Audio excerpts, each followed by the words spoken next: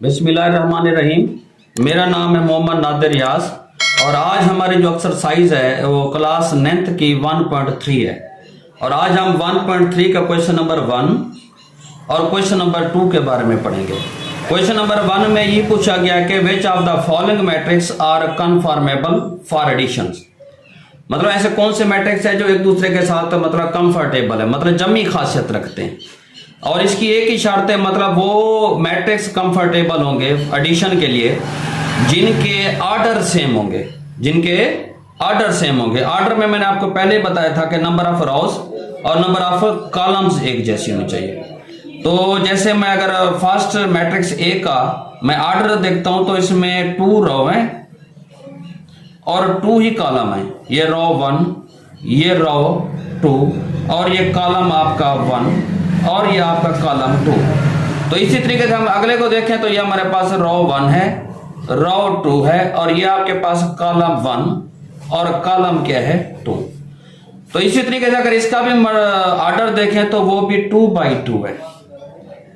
तो मतलब यह है कि ए और ई जो है मैं ऐसा मैट्रिक्स है जो एक दूसरे के साथ कंफर्टेबल है एडिशंस के लिए, जिनका ऑर्डर क्या है सेम है। तो हम क्या लिखेंगे, ए एंड ई मैट्रिक्स जो है ये कंफर्टेबल है एडिशंस के लिए क्योंकि इन दोनों का ऑर्डर सेम है। तो इसी तरीके से तो इसका दूसरा पार्ट क्वेश्चन नंबर 1 का ही, तो उसमें एक मैट्रिक्स बी दिया हुआ है और एक मैट्रिक्स डी दिया गया। तो इससे भी हम वैसे करेंगे। तो बी में हम ये नजर आ रहा है कि इसके अंदर रो कितनी है जी, रो इसमें है जी 2, मतलब R1 और R2 और कॉलम जो है वो एक है। अगर डी वाले को देखें तो इसमें भी क्या है, अगर इसको थोड़ा सा हम सिंप्लीफिकेशन करें तो 2 में अगर 1 ऐड करें तो ये भी 3 हो जाएगा, नीचे 3 ठहरा हुआ है। तो इसमें भी देखें ये भी रो 1 है और ये भी आपके पास रो क्या है 2 और कॉलम क्या है, कॉलम 1 है। तो मतलब यह है कि इसका ऑर्डर देखें तो 2 by 1 है और अगर हम डी का ऑर्डर देखें तो वो भी क्या है 2 by 1 है। तो मतलब इसका ऑर्डर भी सेम है। तो इसलिए हम लिखेंगे बी एंड डी ये कंफर्टेबल है एडिशंस के लिए क्योंकि इन दोनों का भी ऑर्डर सेम है। इसी तरीके से इसका जो तीसरा पार्ट है क्वेश्चन नंबर 1 का वो सी और एफ है। अब सी और एफ में भी देखेंगे कि ऑर्डर सेम है इनके साथ। तो सी में ऑर्डर क्या है, जो ऑर्डर है वो रो 1 है, रो 2 है, रो 3 और कॉलम भी क्या हमारे पास 2 है। तो मतलब इसका अगर ऑर्डर देखें तो वो है 2 by 3 सी का। अगर एफ का देखें तो इसमें भी देखें, अगर इसको सिंप्लीफिकेशन करें फिर भी हमें पता चलेगा इसमें भी रो क्या है 3 रो है, R1 R2 R3, कॉलम 2 है, कॉलम 1 कॉलम 2। इसका ऑर्डर भी देखें तो वो भी क्या है 2 by 3 है। तो हम क्या लिखेंगे सी एंड एफ ये कंफर्टेबल एडिशंस है, मतलब कंफर्टेबल है एडिशंस के लिए ये दो मैट्रिक्स भी। तो मतलब कंफर्टेबल क्वेश्चन नंबर 1 में हमने ये पढ़ा कि कंफर्टेबल होने चाहिए एडिशंस के लिए। उसकी शर्त है कि कौन से मैट्रिक्स दूसरे कंफर्टेबल होंगे कि अगर उन दोनों का ऑर्डर सेम होगा, दोनों मैट्रिक्स का अगर ऑर्डर सेम होगा तो वो एक दूसरे के साथ क्या होंगे, कंफर्टेबल होंगे एडिशंस के लिए। तो इसी तरीके से जो हमारा क्वेश्चन नंबर 2 है उसमें वो कहते हैं find the additive inverse of following matrix. Additive inverse निकालना है।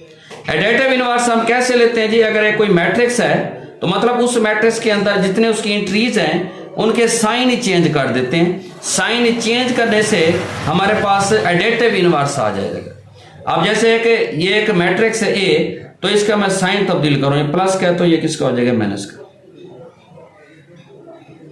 ये एक मैट्रिक्स है तो इसके मैं अगर साइन तब्दील करूंगा तो ये क्या आ जाएगा, एडेटिव इनवर्स आ जाएगा इसका। देखा जैसे ये प्लस है तो किसका हो जाएगा, ये माइनस का।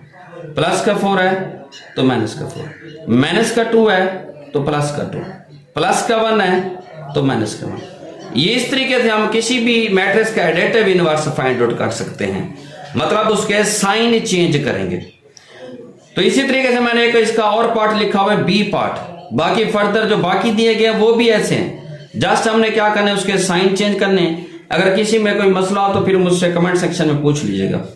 जैसे आप इसका दूसरा पार्ट है बी, इसका भी हमने क्या मालूम करना है, एडेटिव इनवर्स फाइंड आउट करना है। अब यहां पर देखें प्लस है तो इसके साथ क्या लगवा दोगे, माइनस।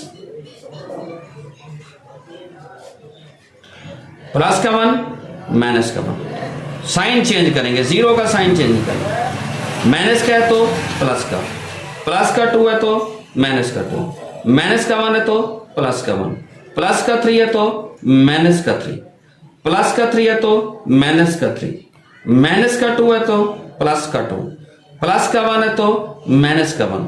इस तरीके से किसी भी मैट्रिक्स का हम एडिटिव इनवर्स निकाल सकते हैं। और क्वेश्चन नंबर 1 और 2 में हमने ये निकाला कि एडिटिव इनवर्स हमने किसी भी मैट्रिक्स का कैसे फाइंड आउट कर सकते हैं।